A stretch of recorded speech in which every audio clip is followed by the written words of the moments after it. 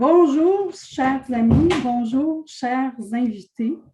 Je vous souhaite bienvenue à cette activité, bienvenue à ce panel francophone au pays de l'Oncle Sam. Je suis Flavie Isabelle Had, je travaille au Centre de la francophonie des Amériques. C'est un réel bonheur d'être parmi vous aujourd'hui. Nous avons une activité qui est offerte dans les deux langues, en français et en anglais.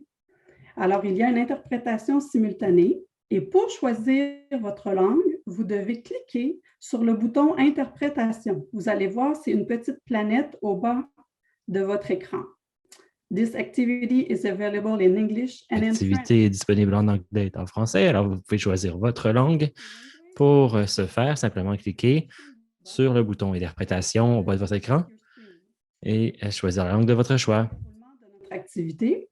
Alors, chaque panéliste fera une présentation d'environ 8 à 10 minutes. Et après les présentations, suivra une période de questions avec le public. Alors, tout au long du panel, je vous encourage, je vous invite chaleureusement à écrire et à réagir dans la boîte de dialogue, dans le chat. Et je vous prie de sélectionner l'option « Écrire » à tous les panélistes et participants afin qu'on puisse prendre connaissance de vos questions et de vos commentaires. Alors maintenant, pour commencer, il me fait plaisir de vous présenter M. Michel Robitaille.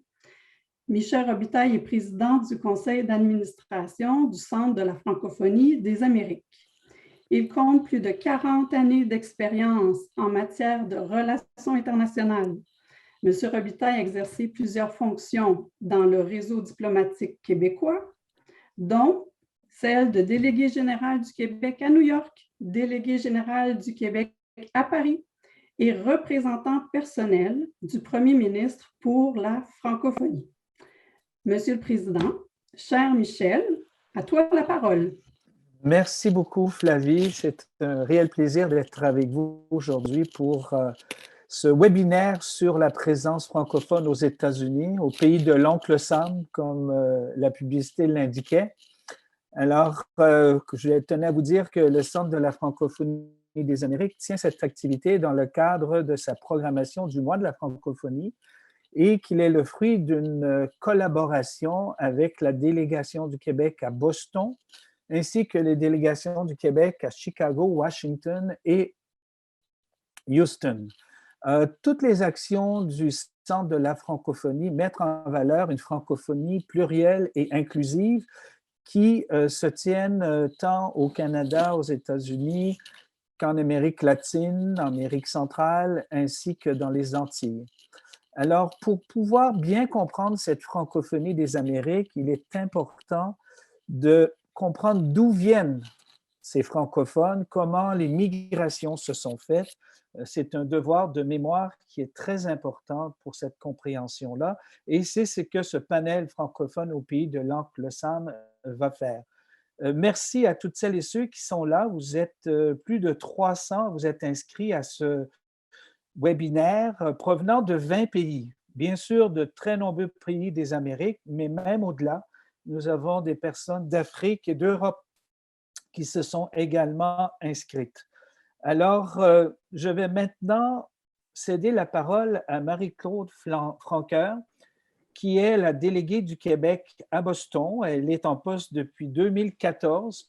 Marie-Claude est une grande experte de la relation entre le Québec et les États-Unis. Même sa formation universitaire est une formation québéco-états-unienne puisqu'elle est diplômée à la fois de l'Université Laval, de l'Université McGill, de l'Université de Syracuse pour des formations principalement en relations internationales et qu'elle a même suivi le programme Senior Management in Government de l'Université Harvard.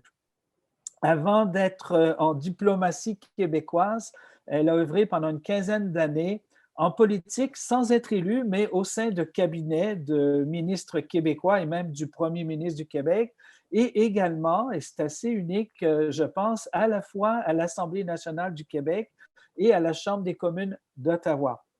Alors, je suis très heureux, Marie-Claude, de te céder la parole. Merci beaucoup, Michel, pour cette introduction. Ça m'a rappelé un passé pas si lointain. Merci. Bonsoir tout le monde et quelle belle initiative, quelle belle activité pour célébrer la francophonie dans les Amériques et en particulier la contribution et l'héritage des Franco-Canadiens aux États-Unis. Nous aurons le plaisir de voir et d'entendre cette histoire nous être contée et commentée par nos panélistes spécialistes des différentes régions aux États-Unis.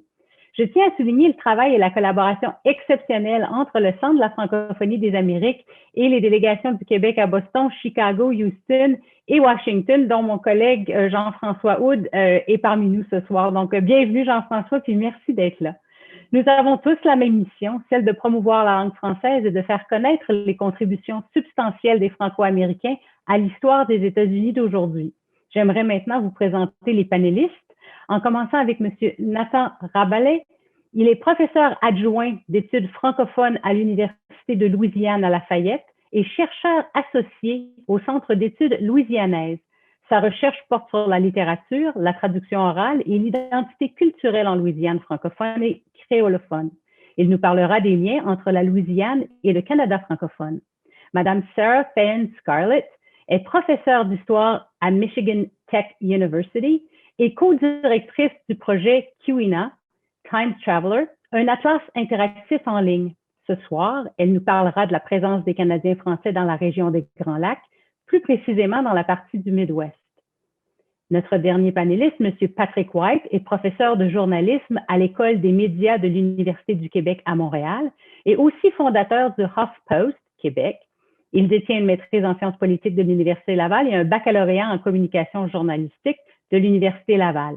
Il discutera de la vague d'émigration des Canadiens français vers la Nouvelle-Angleterre de 1840 à 1930. Et finalement, notre modérateur, M. Aaron Emmett, qui est professeur et coordinateur des cours de français pour débutants au département d'études françaises et francophones à l'Université de Georgetown à Washington. M. Emmett est sociolinguiste de formation et ses recherches portent principalement sur les dialectes du français en Louisiane. Mesdames, Messieurs, je vous laisse donc la parole. Merci Marie-Claude et bonsoir à toutes et à tous. Alors, sans plus attendre, je vais passer la parole à Nathan Rabalais pour notre première présentation sur la Louisiane. Nathan, si vous êtes prêt. Oui, je suis prêt, merci. Merci beaucoup, Aaron, pour cette introduction. Est-ce que vous voyez bien la diapo? Ça marche? Oui, c'est parfait. Très bien, merci. Bonsoir à toutes et à tous. Merci au Centre et à tous les organisateurs de cet événement pour cette invitation. Ça me fait plaisir d'être avec vous ce soir. J'apprécie beaucoup le thème de ce panel parce que ça m'a fait réfléchir différemment au contexte francophone de la Louisiane. J'ai souvent tendance à parler de toute la diversité des communautés francophones et créolophones en Louisiane, parce que justement, souvent dans les médias, on a tendance à trop simplifier les choses. Mais comme la question porte précisément sur les influences et la présence franco-canadienne, j'ai trouvé ça très intéressant parce que la Louisiane présente un cas qui est probablement plus complexe que d'autres régions parce que ses racines datent de l'époque coloniale. Donc, je vais commencer par le début de l'histoire coloniale en Louisiane et puis je vais surtout parler des Acadiens et de l'identité culturelle aujourd'hui. Donc, si on remontait dans le temps,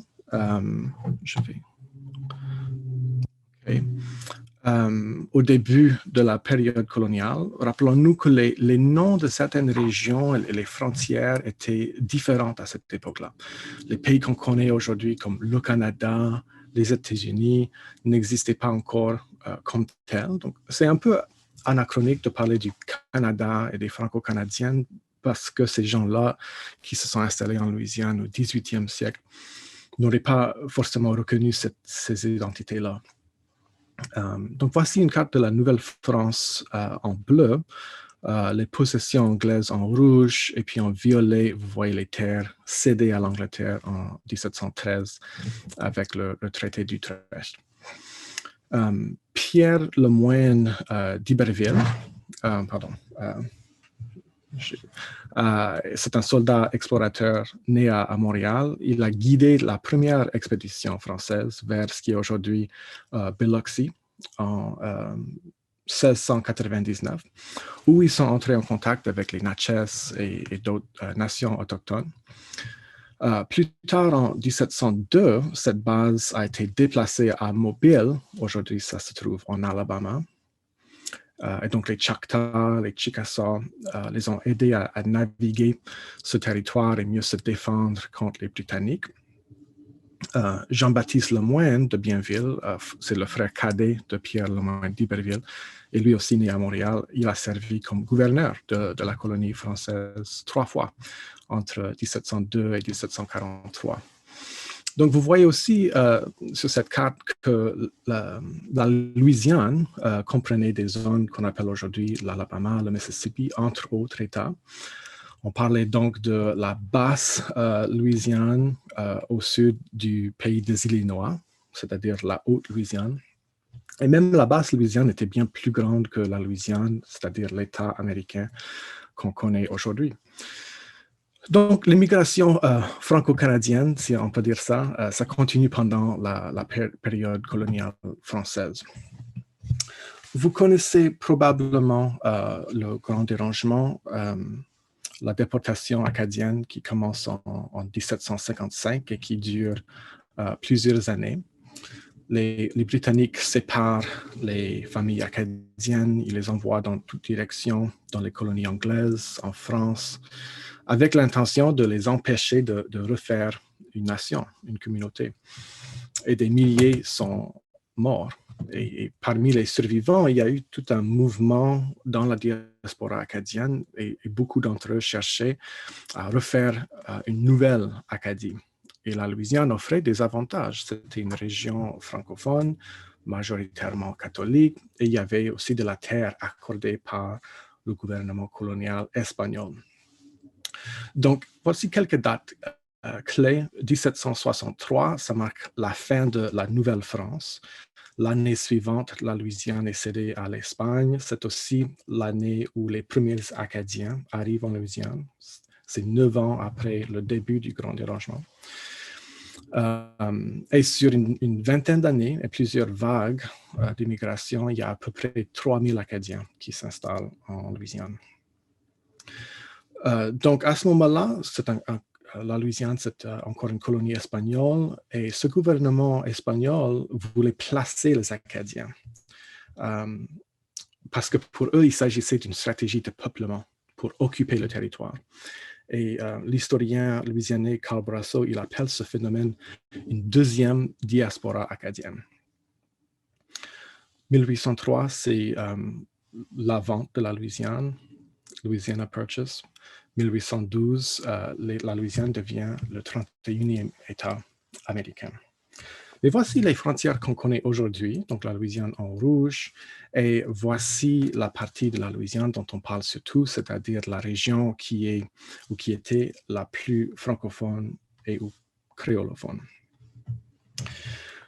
Au cours du 19e siècle, le terme cadien, qui vient du mot acadien, s'est appliqué à beaucoup de la population francophone en Louisiane, comme un euphémisme de pauvres, blancs, francophones, peu importe s'ils avaient des origines acadiennes ou non.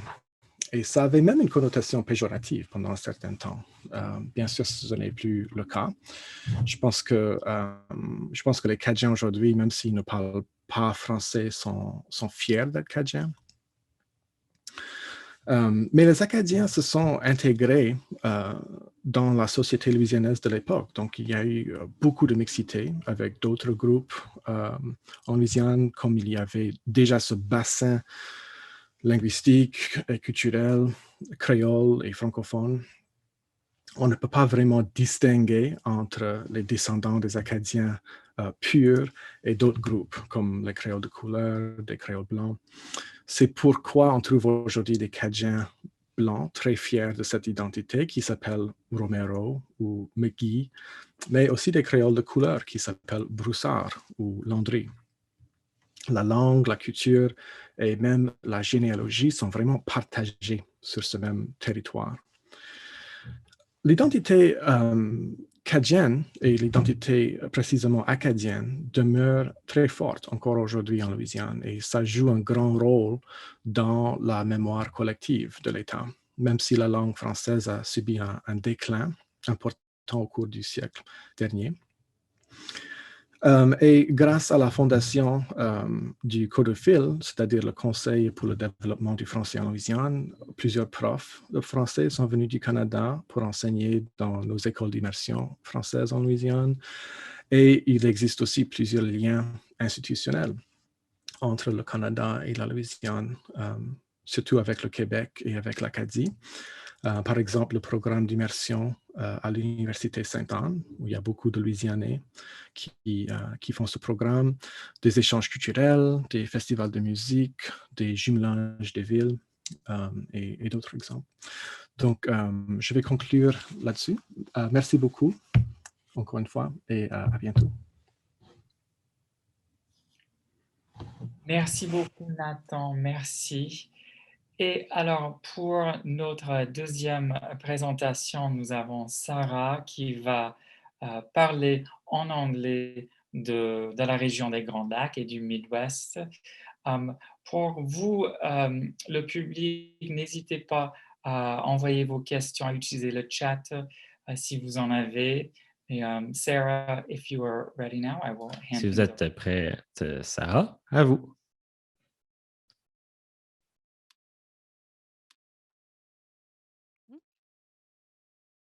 Great. Thank you, Aaron. Merci, Aaron, et merci pour cette invitation ce soir. C'est un grand plaisir d'être avec vous. J'apprécie aussi l'opportunité de vous parler d'une recherche sur les immigrants du Québec au Michigan du Nord et le rapport aussi sur le phénomène plus large des francophones dans les Grands Lacs.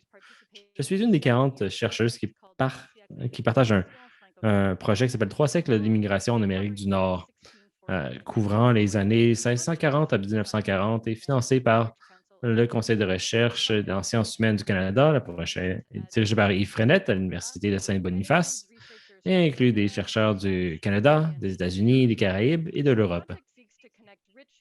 Le projet veut lier ensemble la base de données qui s'appelle Balzac avec des données historiques afin d'avoir une vue plus complète de l'expérience francophone durant l'histoire et la géographie.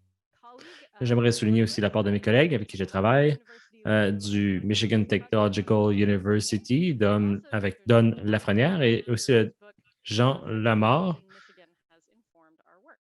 qui nous a aidé à enrichir notre travail. Un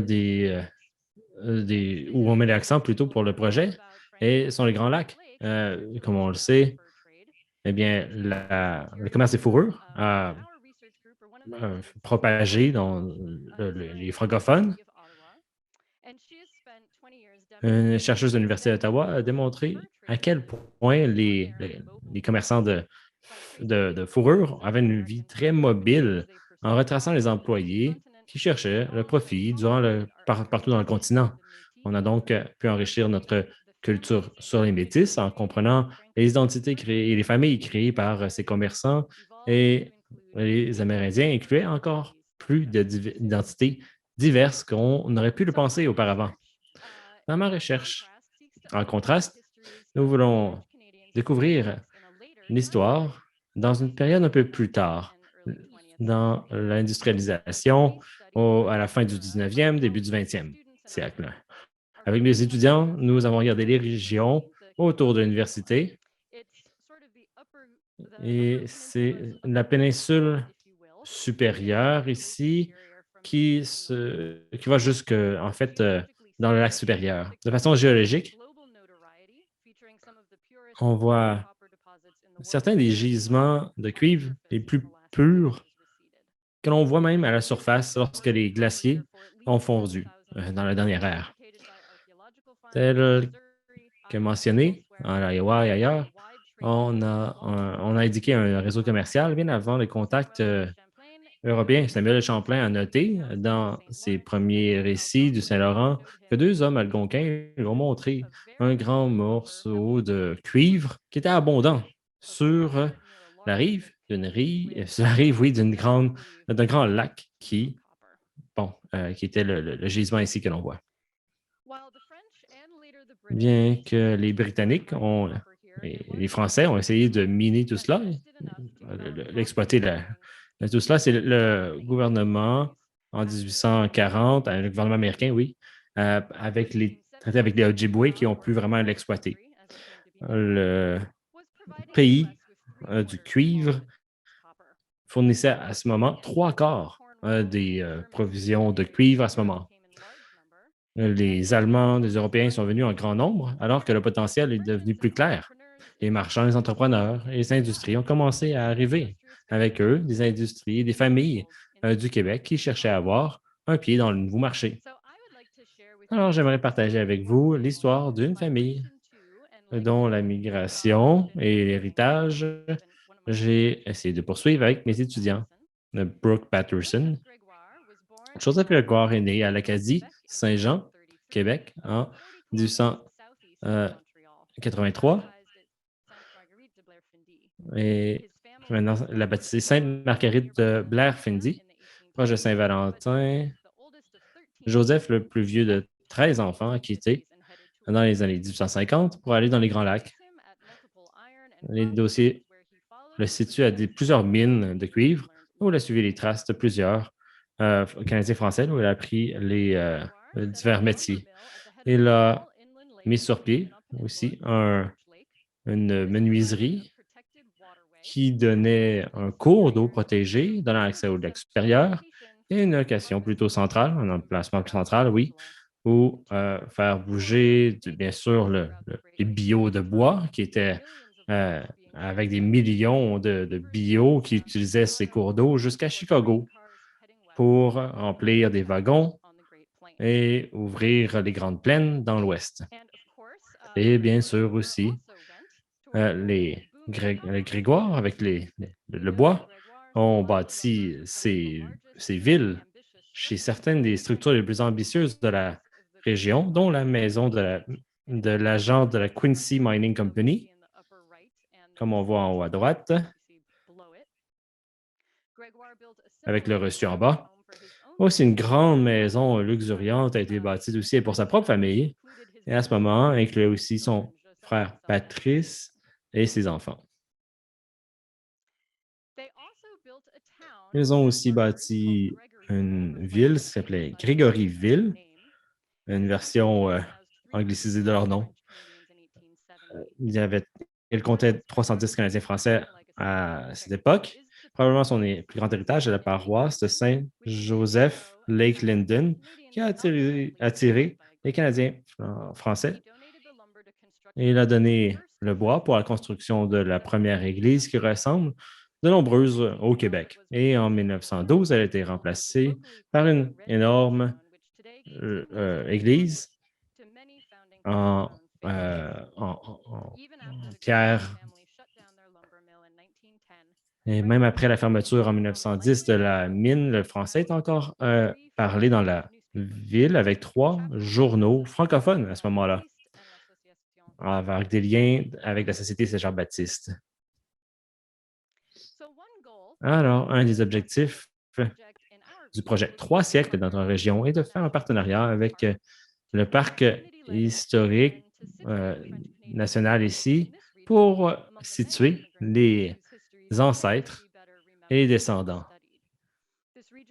Cette région a été parmi les plus diverses au Michigan en 1910 et les francophones sont parmi les groupes dont l'histoire doit être davantage approfondie et aussi soulignée au public. Les organisateurs du projet organisent une école d'été pour des chercheurs qui sont intéressés, oui, en apprendre sur le terrain sur l'héritage canadien-français. L'information sera disponible pour accès. Nous avons une liste que l'on voit ici. Je co-dirige ce projet qui leur rend possible d'explorer les cartes historiques. Cliquez n'hésitez pas à cliquer sur des maisons que l'on voit sur la carte interactive pour pouvoir voir quelle personne y vivait. Et on peut trouver aussi ou taper des noms de famille pour trouver où travaillaient les gens et qui y habitaient. L'histoire de cette communauté grégoire est une des plusieurs qui doit être racontée. 26 des Canadiens français à cette époque habitaient autour des Grands Lacs, la moitié au Michigan de ce chiffre. Alors, on espère que cette recherche va pouvoir connecter ces histoires et celles d'autres, comme on entend et on va entendre ce soir. Merci. Thank you, Sarah. Merci beaucoup. Merci. Maintenant, c'est mon grand plaisir de passer la parole à Patrick White pour sa présentation sur la Nouvelle-Angleterre et l'immigration. Bonsoir tout le monde, j'espère que vous allez bien. Je vous parle directement de Montréal et malgré mon nom anglophone, je suis un francophone. Alors, on va parler de l'immigration canadienne-française en Nouvelle-Angleterre, 1840 à 1930. Ça s'est fait sur une centaine d'années. Merci beaucoup pour l'invitation ce soir et mon parcours au cours des dernières années avant d'être à l'UQAM, c'est d'avoir été journaliste pour CTV News, Reuters, l'agence de presse Reuters, dirigé la presse canadienne, le Journal de Québec, canoë.ca et le Off-Post au Québec en français. Alors, lorsqu'on parle de cette immigration-là vers les États-Unis, c'est de 1840 à 1930. On parle quand même de 900 000 immigrants du Québec catholiques et francophones. Aujourd'hui, ce serait l'équivalent d'à peu près 15 millions de personnes aux États-Unis qui sont de descendance canadienne-française. C'est énorme. Et le Québec aurait 4 millions d'habitants de plus en 2021. Donc, le Québec, normalement, devrait avoir 12,6 millions d'habitants aujourd'hui s'il n'y avait pas eu cet exode-là au 19e et au 20e siècle. Donc, les 2 tiers de ces Canadiens français-là se sont installés en Nouvelle-Angleterre. La majorité se voyaient comme des visiteurs temporaires et les colonies canadiennes françaises se faisaient appeler Petit Canada, Little Canada. C'était des quartiers dans des villes comme Lowell au Massachusetts. Donc vraiment, ça a été une époque très importante et ça s'est passé où? Cette immigration-là, également, dans le Maine, au Vermont, le Rhode Island, le Massachusetts, le New Hampshire, le Connecticut, ce qu'on appelle la Nouvelle-Angleterre, New England. Alors, c'est quoi les langues secondaires les plus parlées après l'anglais aux États-Unis, autres que l'anglais et l'espagnol? On voit vraiment quand même que du côté de la côte est américaine et également en Louisiane, le français est la 3e langue la plus parlée en date de 2017 aux États-Unis. Donc, l'Amérique du Nord francophone, c'était un concept qui existait vraiment à l'époque. Une grande partie de l'Amérique du Nord appartenait à la France. La France a vendu les États-Unis à la Grande-Bretagne en 1763, incluant les Grands Lacs et la rive gauche du Mississippi. L'Espagne a cédé la Floride à la Grande-Bretagne au même moment et les États-Unis ont obtenu la Nouvelle-Orléans, la Louisiane, l'ouest du Mississippi en 1803. On en a parlé tout à l'heure. La Grande-Bretagne qui a fait la conquête du Canada, la Nouvelle-France à l'époque, entre 1760 et 1763. Alors, si on regarde la carte, c'était vraiment incroyable de voir ce qu'était l'Amérique du Nord francophone. Entre ce qui appartenait à la France, c'est en bleu ici. Si on pouvait imaginer des États-Unis aujourd'hui francophones et une grande partie du Canada, ce serait vraiment extraordinaire. Alors, les principales villes américaines fondées par des francophones, énormément de villes, à Biloxi, Davenport, Détroit au Michigan, Milwaukee, Mobile en Alabama, New Orleans, Saint-Joseph, Saint-Paul, Joliette en Illinois, énormément de villes américaines fondées par des Canadiens français.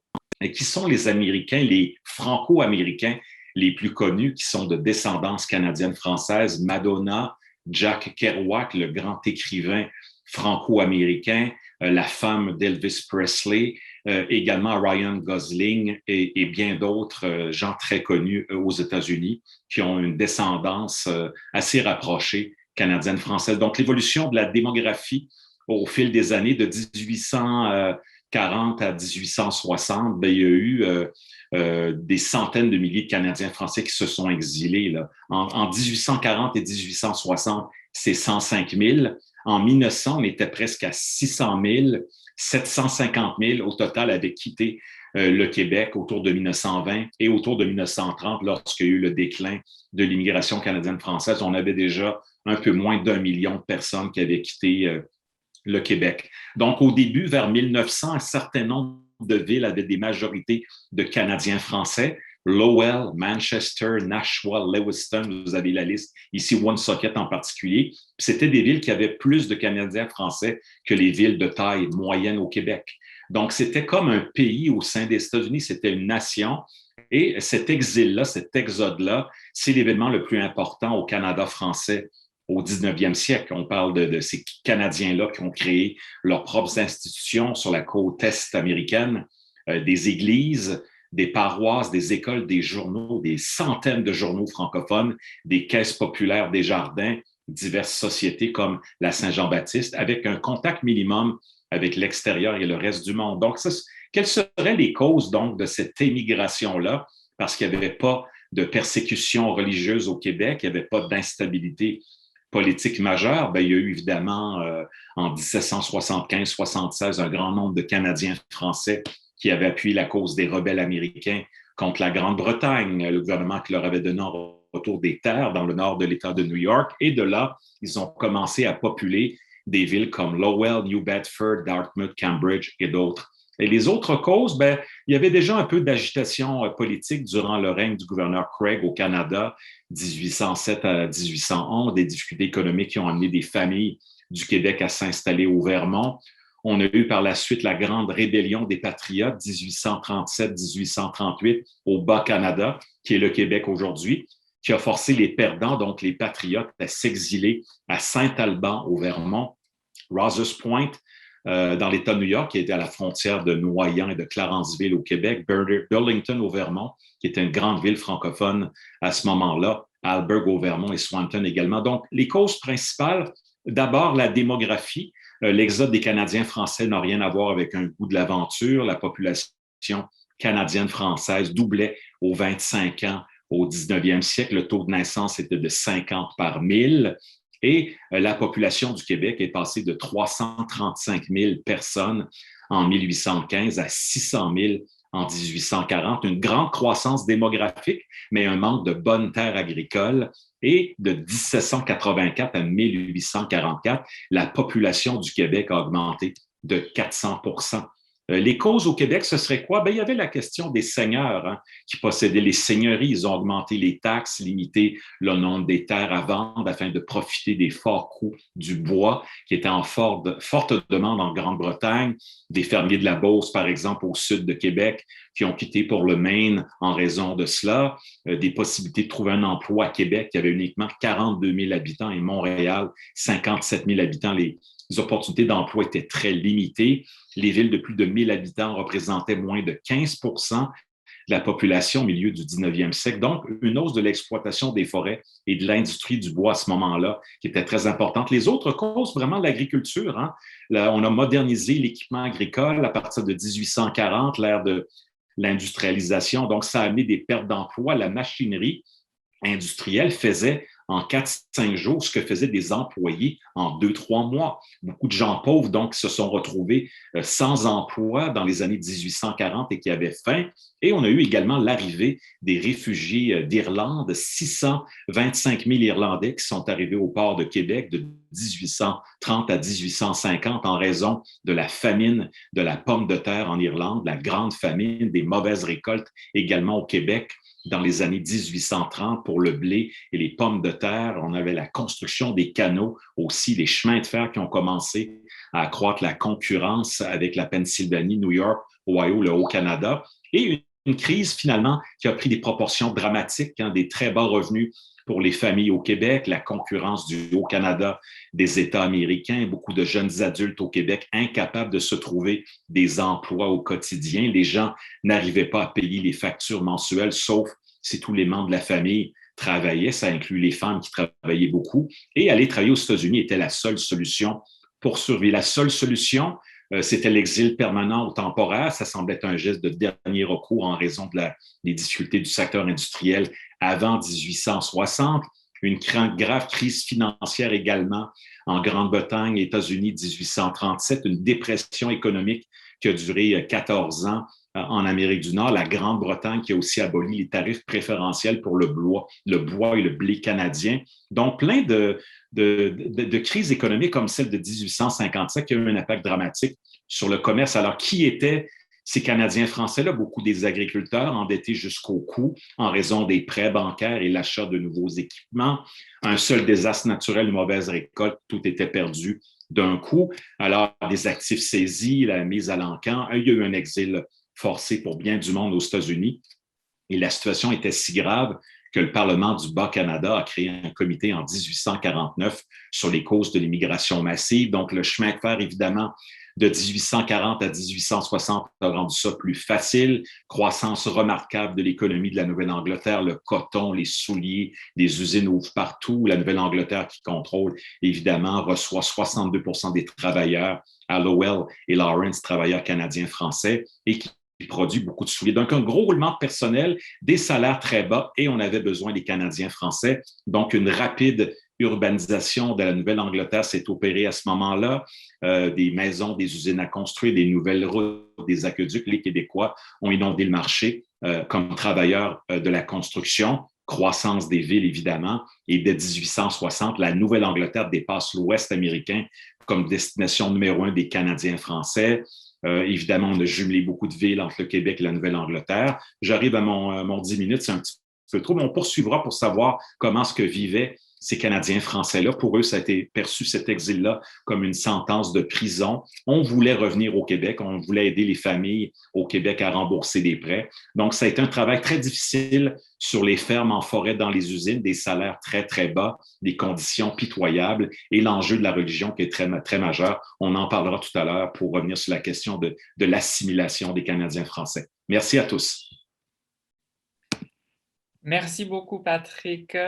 Et merci aussi à Sarah et Nathan. Alors maintenant, on va entrer dans la période de discussion. Avant, ce soir, on avait reçu pas mal de questions. Alors, si vous me permettez, je voudrais revenir peut-être tout d'abord à Nathan pour une des questions. Vous avez parlé des liens entre le Canada et la Louisiane. Mais est-ce que vous pouvez aussi parler un tout petit peu des autres groupes francophones qu'on trouve en Louisiane aujourd'hui? Oui, bien sûr. Est-ce que je peux revenir à cette diapo que j'avais montrée? Oui. Je vais essayer de faire ça, c'est peut-être plus facile. Donc, ça, c'est une image faite par mon collègue et ami Joseph Dunn, qui montre bien à peu près 18 groupes francophones qui ont un héritage francophone, qui se sont installés en Louisiane. Ça ne veut pas dire que toutes ces identités sont encore très fortes aujourd'hui. On voit avec le temps, il y a ces labels, ces étiquettes se sont limitées surtout à créole, cajun et autochtone, surtout avec la guerre civile. Il y a eu une forte racialisation de ces termes, où créole, pour beaucoup de gens aujourd'hui, ça veut dire un créole de couleur, mais ce n'était pas toujours le cas. Historiquement, ce n'était pas une étiquette raciale. Mais je dirais qu'aujourd'hui, quand on parle des groupes majeurs de francophones, on parle surtout des Cajuns, des créoles de couleur, des créoles blancs, et la nation Houma, une nation autochtone. Mais je pense qu'il faut comprendre aussi que ces étiquettes dépassent une identité linguistique aujourd'hui. Donc, être créole, être cajun, ça ne veut pas forcément dire être francophone. De plus, pour beaucoup de créoles, encore aujourd'hui, l'identité créole n'est pas liée à la race. Je pense que c'est surtout l'influence africaine, ouest-africaine, qui est vraiment sous-représentée dans notre image de la Louisiane. Pendant la période coloniale, par exemple, à peu près la moitié de la population était des esclaves. pourtant, cette influence est vraiment évidente dans la cuisine, dans la musique, dans la langue même. Mais c'est vrai qu'on a tendance à se concentrer surtout sur la composante acadienne ou cajun, mais il y a toute une diversité là. Bien, merci. Et Sarah, a question for you. Une question pour vous. En deux parties, là, si on veut. D'abord, qu'est-ce qui est arrivé après la fermeture de la scierie à Grégoireville? Et puis, est-ce que cette fermeture a accéléré un peu d'assimilation des francophones dans la région? Merci, Aaron. Excellent. On a toujours pensé ici dans cette région que les familles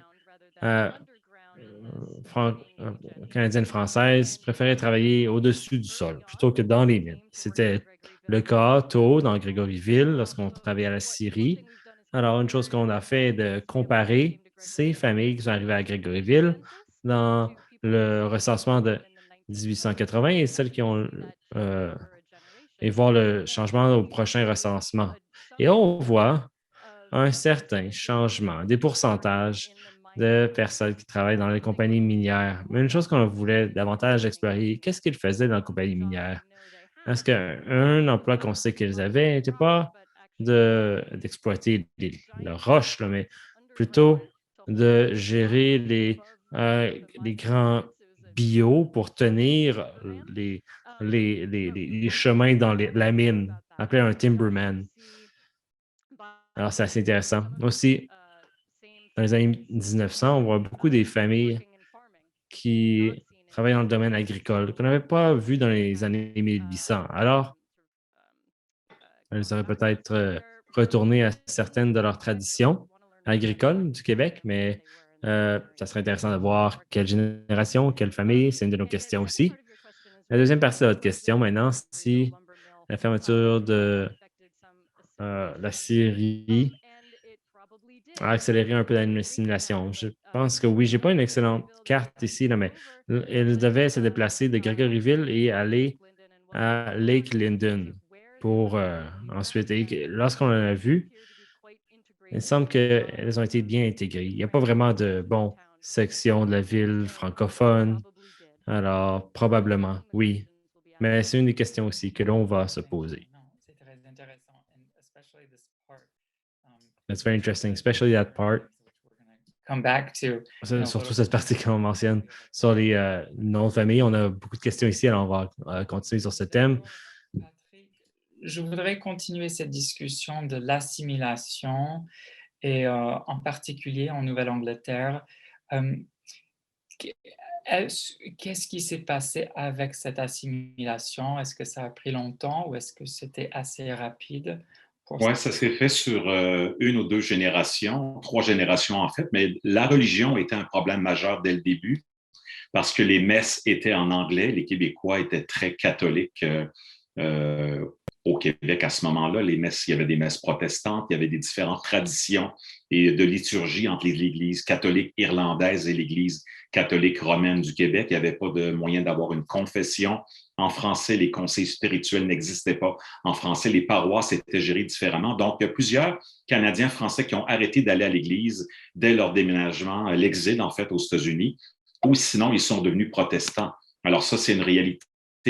Beaucoup de Canadiens français qui ont fait le choix de s'intégrer. Ils ont appris l'anglais, ils ont arrêté de parler français de peur d'être marginalisés. Il y avait également un complexe d'infériorité très fort chez les Canadiens français à l'époque. Les Dubois, les Lacroix, les Boisvert ont changé de nom pour Wood, Cross, Greenwood, afin de mettre fin à l'ostracisation et le racisme, parce que c'est ce que les Canadiens français ont vécu sur la côte est américaine. Il y a aussi la nécessité de communiquer en anglais avec les contremaîtres dans les usines, ce qu'on appelait les foremen, parler en anglais dans les commerces, avec les autorités, le gouvernement, les médecins, les travailleurs. Donc, il y a eu une assimilation rapide et beaucoup, donc, ont décidé de demeurer aux États-Unis. Il y avait beaucoup d'analphabètes aussi du côté des Canadiens français. Ça a été un enjeu, mais on a quand même créé des quotidiens francophones, des sociétés patriotiques, des paroisses, et on a fait vraiment un travail incroyable. Ce qui est arrivé aussi par rapport à l'assimilation, juste pour terminer,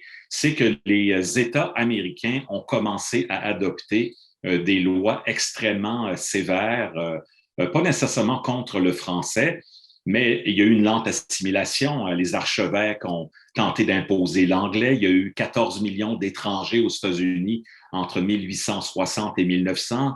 On considérait que les Canadiens français étaient un peu les Chinois du nord-est des États-Unis. Ils devenaient des citoyens américains assez rapidement. Ils vont aller à l'école en anglais dès la deuxième génération. Beaucoup de mariages interraciaux. Le 4 juillet qui était beaucoup plus célébré que la Saint-Jean-Baptiste. Et finalement, ce qui est arrivé tranquillement, c'est qu'il y a des lois qui ont été imposées dès 1918 pour imposer l'anglais dans les écoles publiques du Connecticut, du New Hampshire et du Rhode Island. Et ça a été vraiment le début de la fin. Évidemment, il y a aussi toute la question du melting pot, parce qu'aux États-Unis, il y a l'anglais qui est une langue très importante.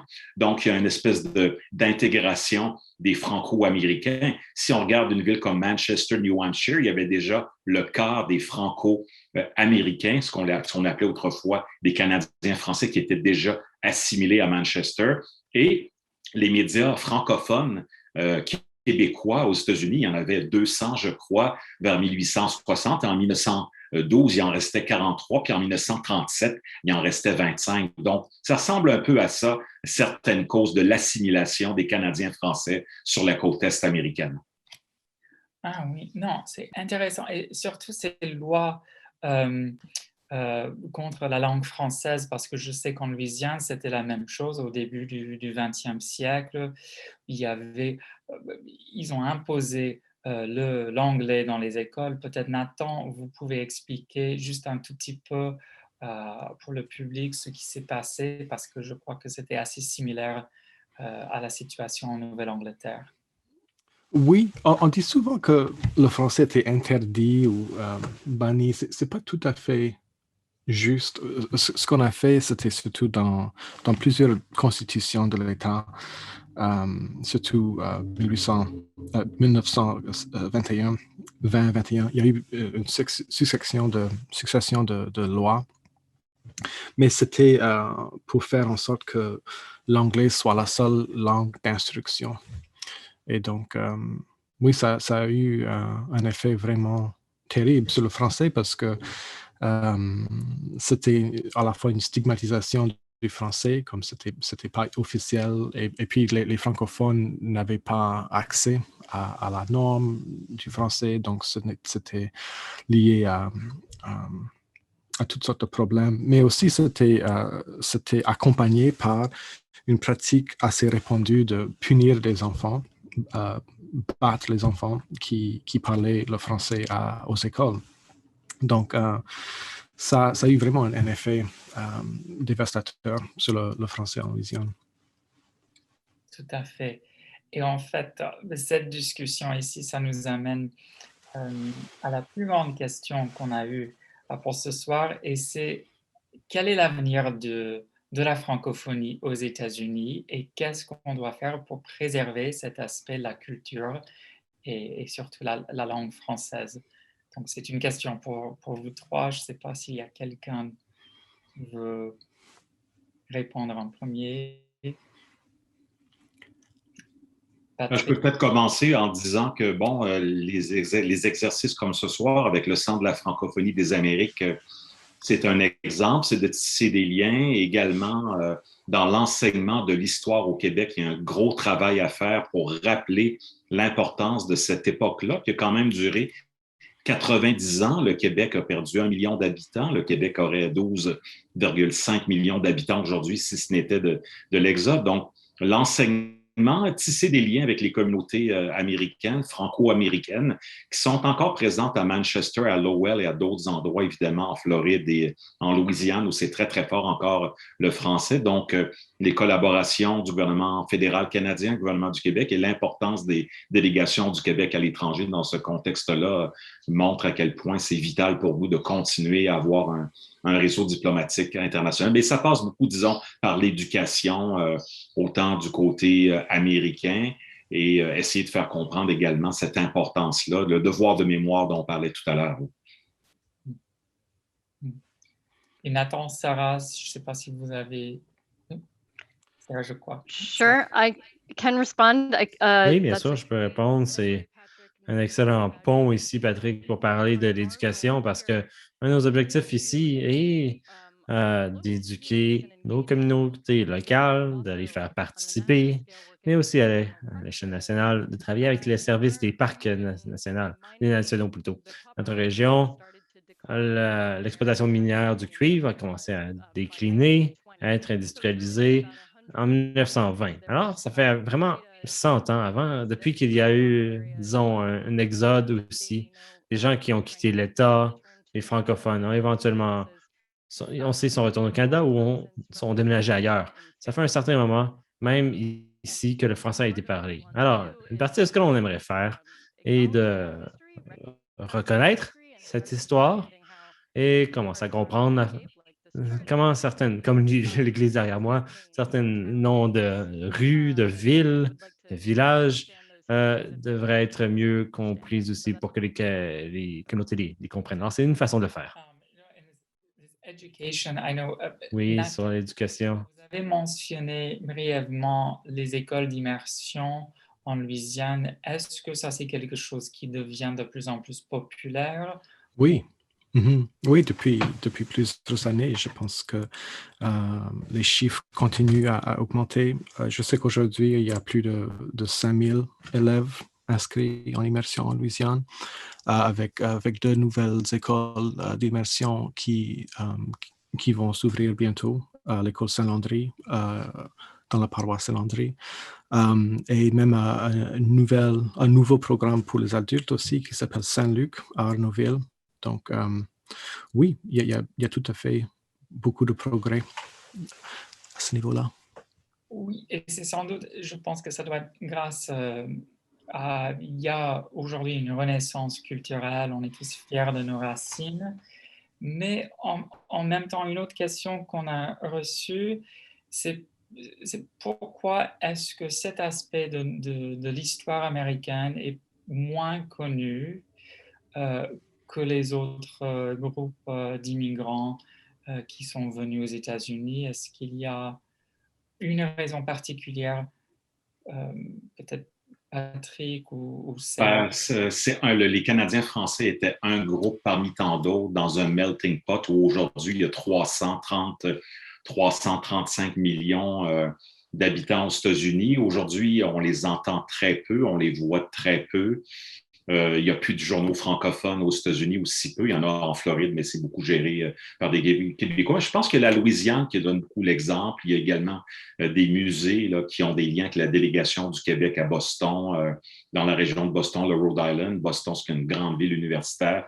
Donc, il y a des liens tissés, mais au fil des années, les Canadiens français étaient une source d'immigration parmi tant d'autres. Il y a plein d'autres sources d'immigration. J'ai parlé des Irlandais, les Écossais, évidemment les Chinois, les Italiens, des gens d'un peu partout dans le monde après la Première Guerre et la Deuxième Guerre mondiale. Donc, et l'immigration canadienne-française aussi a arrêté autour de 1930. Donc, ça fait déjà quand même 90 ans là, que cette immigration-là était terminé, mais effectivement, les livres d'histoire continuent à être publiés là-dessus. Il y a le livre de David Vermette, Distinct Alien Race, qui est sorti l'an dernier. Il y a les livres de Yves Roby, qui est la référence sur les Franco-Américains, un livre en anglais, un en français, et Gérard Brault sur l'héritage canadien-français en Nouvelle-Angleterre. Donc, il y a quand même 4-5 livres. Et la série télévisée Les Tisserands du pouvoir, que j'aimerais bien voir peut-être tourner avec une nouvelle version, peut-être par Radio-Canada, Télé-Québec ou TVA. Ça serait intéressant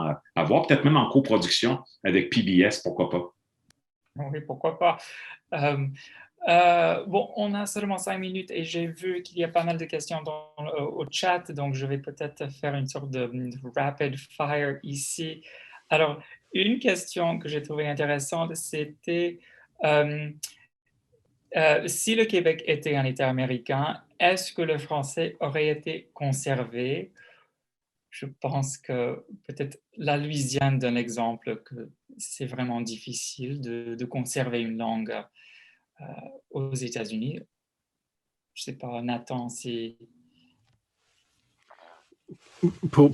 À propos du Québec, je ne sais pas si je suis bien. Oui, peut-être on peut utiliser l'exemple de la Louisiane et comment c'est difficile.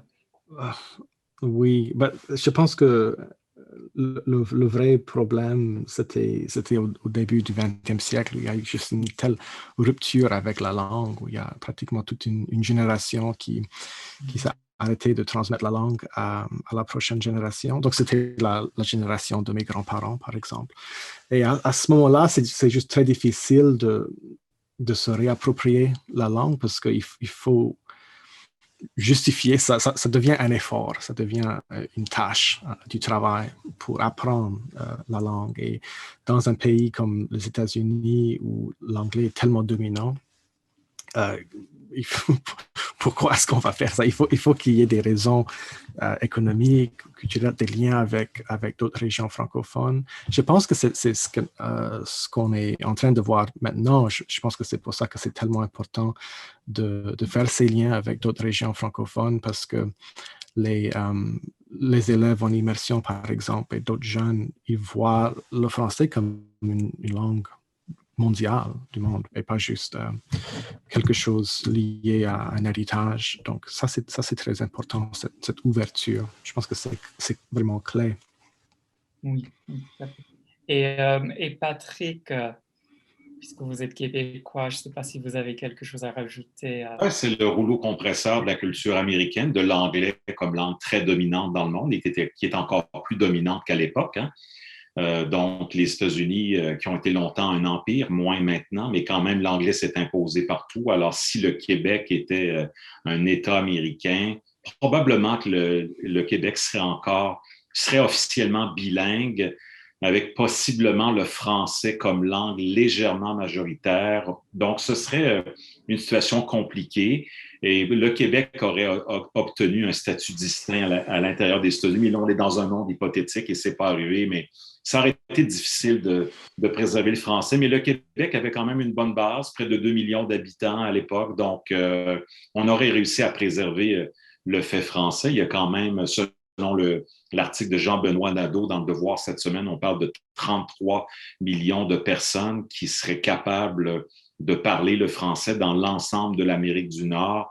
Je pense qu'il inclut là-dedans les descendants canadiens, français, américains. Mais je pense qu'il y a un revival aux États-Unis pour connaître nos racines, mieux se connaître, mieux connaître le passé pour affronter l'avenir aussi et retourner aux sources finalement. En temps de COVID, je crois que ça devient de plus en plus populaire aussi de retourner à ses propres sources et la généalogie très, très forte aux États-Unis également. En fait, on a eu beaucoup de questions à propos de la généalogie et surtout le changement des noms français et l'évolution de ces noms. Et je pense que, Sarah, I think you have done a little bit of work on this evolution of... Vous avez un peu traité de cette évolution des noms, la façon dont aussi ils ont changé de façon spécifique dans la région des Grands Lacs. Oui, eh bien, vous l'avez vu dans ma présentation sur la famille Grégoire. Et rapidement, on a commencé à s'appeler Gregory parce qu'ils avaient un auditoire, comment dire, une clientèle pour leur bois d'œuvres plus grand. Dans la région de Kena, eh bien, il y a beaucoup de familles qui ont des noms de famille francophones, mais je ne pense qu'aucun, en fait, de ce que je sais, ont gardé le français dans leur famille. Je vois certaines personnes aussi qui disent la même chose dans le chat sur habiter au Maine avec des noms de famille francophones, mais qui ne parlent pas. Alors, encore une fois, on a des documents très intéressants qu'on a explorés les années 1800 avec des films aussi, des aînés qui chantent des chansons folkloriques francophones. Alors, c'est intéressant. On veut en explorer davantage sur l'utilisation du français dans cette région. On a 1 minute, mais pour les gens qui essaient de trouver qui font des recherches sur les racines. Est-ce que vous avez, vous trois, est-ce que vous avez des recommandations, des livres, des sites web? Où est-ce qu'on peut commencer si on pense que peut-être je suis d'origine québécoise, je suis d'origine franco-louisianaise? Où peut-on commencer pour faire des recherches sur ça? Le Centre de la francophonie des Amériques à Québec, son site et les livres, comme je l'ai dit, David Vermette, Gérard Brault, Yves Roby in both languages, et la télésérie Les Tisserands du pouvoir, qui est peut-être sur Internet accessible ou sur d'autres plateformes. C'est déjà un bon début. Puis après ça, évidemment, les délégations du Québec pour en savoir davantage sur les liens qu'on a avec toute la francophonie des États-Unis. Très bien, très bien. Nathan, est-ce qu'il y a aussi des ressources pour les gens qui s'intéressent à la Louisiane francophone? Oui, par exemple, le centre d'études louisianaises, Center for Louisiana Studies, à l'Université de Louisiane à Lafayette, c'est un bon début. Ils ont des pages, des descriptions, des descriptifs. Il y a aussi un livre que j'aime beaucoup, par hasard, je l'ai ici, de Carl Brasso. Je peux mettre le titre dans le chat aussi. C'est en anglais, ça s'appelle French Cajun Creole Uma. C'est très succinct et c'est pas trop dense et ça donne un bon survol de la diversité francophone et créolophone en Louisiane.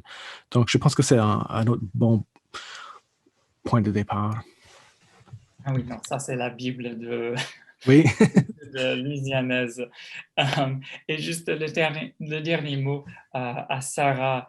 And you mentioned your website. J'ai mentionné votre site web, en fait. Est-ce que vous voulez en glisser quelques mots? Oui, dans la dernière minute. Oui, bien sûr. Je vais mettre le site web dans le chat ici.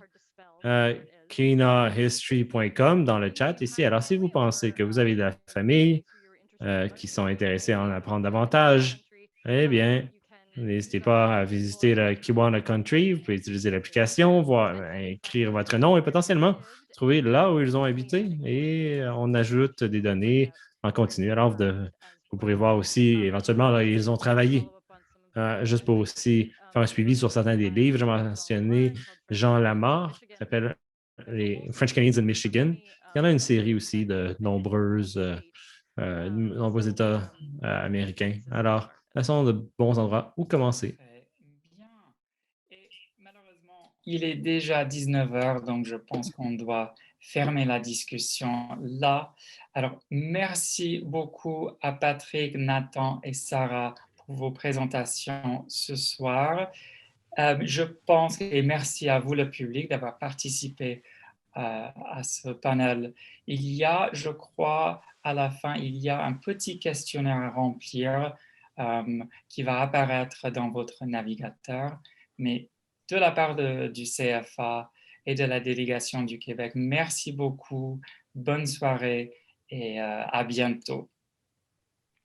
Merci. Bonne Au revoir. Merci. Au revoir, merci. Au revoir.